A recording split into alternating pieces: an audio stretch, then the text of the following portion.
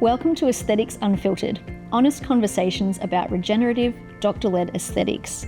This series is designed to share relevant, evidence-based information so that you can make informed decisions about your skin and treatment options. So today, Kerry, we are talking about pregnancy and breastfeeding. And what you can and can't do with aesthetic treatment. This is a hugely popular topic. Yes. Unfortunately, we don't have much great news. No, especially not great news. There are a few treatments you can't use. There are lots of treatments you can. So pregnancy, breastfeeding, your hormones go wild. We're on a roller coaster. There are so many changes that happen in our skin, our hair, our nails, psychologically. Your body's not yours for 9 months. Babies leach a lot of things out of us as they're growing. So you can have vitamin deficiencies, particularly iron. Hair will get thicker, particularly towards the end of pregnancy. So if we start with hair, your hair growth will increase in the later stages of pregnancy. And you also grow thicker hairs, so the follicles change. You get increased blood flow to the scalp as well. So you might find that you used to wrap your hair tie around your hair twice for a ponytail, and now it's only once. So it's beautiful. You get luscious, beautiful hair. And that's great because that might only last a little bit of time. So enjoy it while you can, because about 3 to 6 months after having the baby, a lot of your hair will fall out. Yes. That can be quite distressing.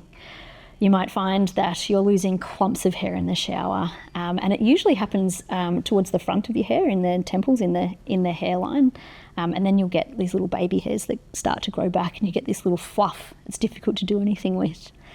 Hair changes in pregnancy, very normal and extremely common.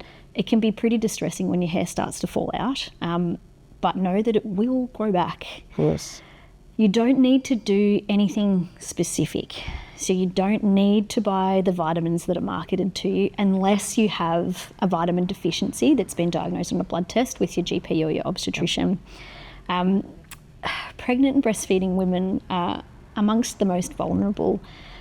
A lot of people are feeling pretty low. You can get the baby blues. You're up late at night breastfeeding, bottle feeding.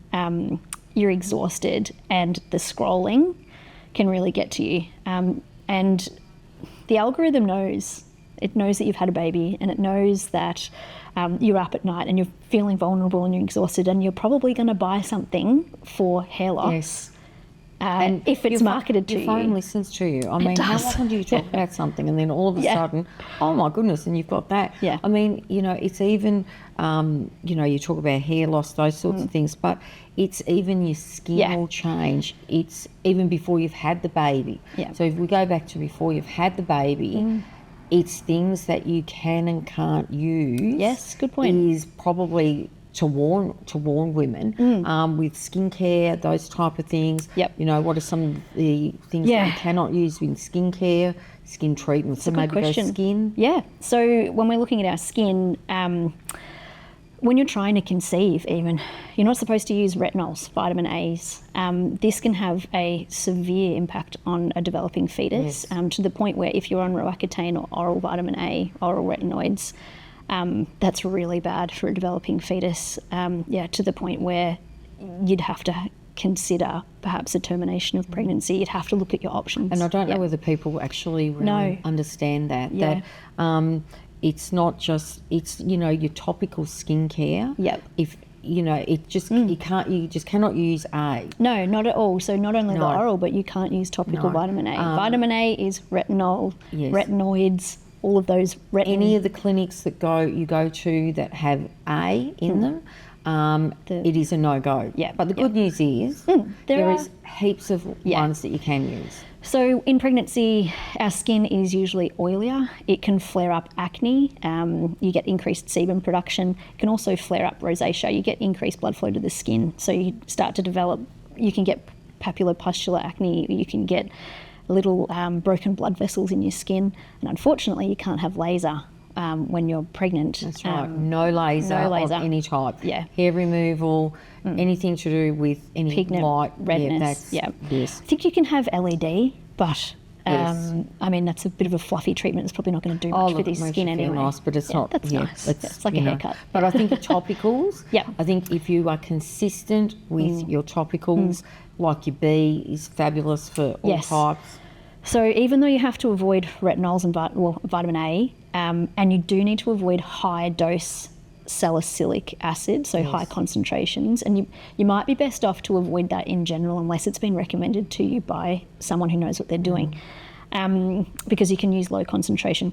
Even though you can't use those two products, there are lots of things you can use. So your hyaluronic acids, ceramides, things that boost the hydration in your skin, they're And really you common. might have to change your skincare up. Yeah, I think that's good point. a big thing that you just might have to, instead of using what you've always used, because I am one for consistency, and we've spoken, you don't have to change up your skincare. But when you're pregnant, you might have to. So it's only for a short period of time, and you need to just go into wherever you go, make sure that they know what they're talking about, and that they've good quality medical grade skincare. And by treating those conditions, your skin, your acne, your rosacea, it can be still fantastic. So you can use your hyaluronic acids, you can use vitamin B, your niacinamide, you can use vitamin C, which helps with pigment, because melasma and pigment changes are huge in pregnancy and very, very common and incredibly difficult to treat, especially while you're still pregnant. You can't use bleaching agents as well. I was going to mention that before. When you're pregnant and melasma comes up, sometimes when you're not pregnant, you can use hydroquinone, which is a bleaching agent. You cannot use that when you're pregnant. I don't think you can use it when you're breastfeeding. I'd have to look into that. So there are a few things you can't use, but other things you can have, because often you're suffering with acne, you've got really oily skin, or it might go really dry. You can see a dermal clinician or dermal therapist for a gentle peel. So you can use... you can still have microderms, microdermabrasion. all those sort of things. And a gentle glycolic acid peel or a lactic acid peel just to rehydrate your skin. It does wonders to make you feel better, because you're already feeling pretty crappy when you're pregnant. And just give your skin a bit of a boost. I think it's important that you don't forget to treat yourself just because you're pregnant. Absolutely. Once you have that baby, you're not going to have any time to treat yourself. Believe me. It was a while ago that I had my children, but that has never changed over time. People are really selling it to me lately. It's Oh, sorry. No, it's great. It's wonderful. It is the best time of your life. Actually, I think becoming a grandparent is probably the best time of your life. Very nice. But having children is fabulous. But I think as women, it's important to always remember that you don't have to sacrifice everything. Yeah. And there are things you can do in pregnancy quite safely. Yes. Yep. We know. Should we touch on the very glaring elephant in the room that we're not allowed to talk about? Yes, I think it's important that we discuss. It's tricky. Yes. So most people are aware that when you're pregnant, you can't have anti-wrinkle treatment. Exactly. This is a Schedule 4 drug in Australia. Most people will know what we're talking about. And we are not allowed to allude to the use of this drug in the aesthetic world. But I think it's such a common question that we get. No, you cannot have this injected for aesthetic purposes while you were pregnant and while you were breastfeeding. You can potentially have this treatment with a medical specialist if it's used to control something like migraine, but you have to weigh up the pros and cons, because this particular treatment, anti-wrinkle treatment, hasn't been, the best of my knowledge, hasn't been studied extensively in pregnant women. It would be a bit unethical to gather a group of pregnant women together and inject them with this. I don't think they'd agree to. No, and then just see what happens. That's it's not ethical. But it's probably been injected into thousands of pregnant women around the world, and they didn't realise they were pregnant. But yes, so that is why, yes. That's why we recommend, that you don't have this treatment while you're pregnant or breastfeeding, because we just don't know.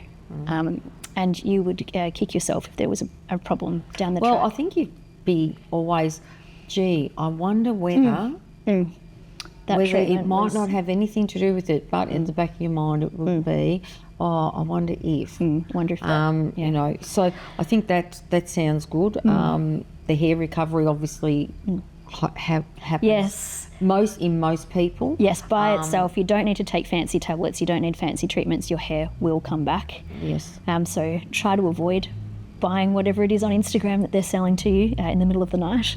Buy clothes or something. Yes. Yeah. I mean, I will own up that in the pursuit of research, well, not research, I shouldn't call it research because I'm not a scientist or any qualification like that. Go on. But I actually do sometimes, I look at what they are talking about and I think, I'm just going to buy that and I'm going to try it, knowing that it is not going to work.